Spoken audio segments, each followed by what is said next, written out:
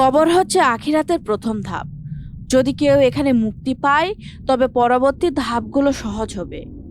আর যদি এখানে শাস্তি পায়, তবে পরের গুলো আরো কঠিন হবে।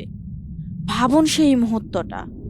সবাই চলে গেছে, চারপাশে নিস্তব্ধতা, শুধু মাটির গন্ধ আর ঠান্ডা অন্ধকার। যে কণ্ঠগুলো একটি আগেও কেঁদেছিল, তারা এখন দূরে মিলিয়ে যাচ্ছে।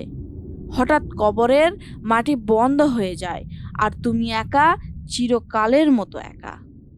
দুই ফেরেশতা আসবে ভয়ঙ্কর রূপে, জিজ্ঞেস করবে তিনটি প্রশ্ন: তোমার রব কে, তোমার ধর্ম কি, তোমার নবী কে। যদি ঈমান ঠিক থাকে, কবর প্রশস্ত হয়ে যাবে, জান্নাতের জানালা খুলে যাবে। আর যদি পাপী হও, কবর চেপে ধরবে এমন ভাবে যেন পাঁজরের হাড় একে অপরের সাথে মিশে যায়।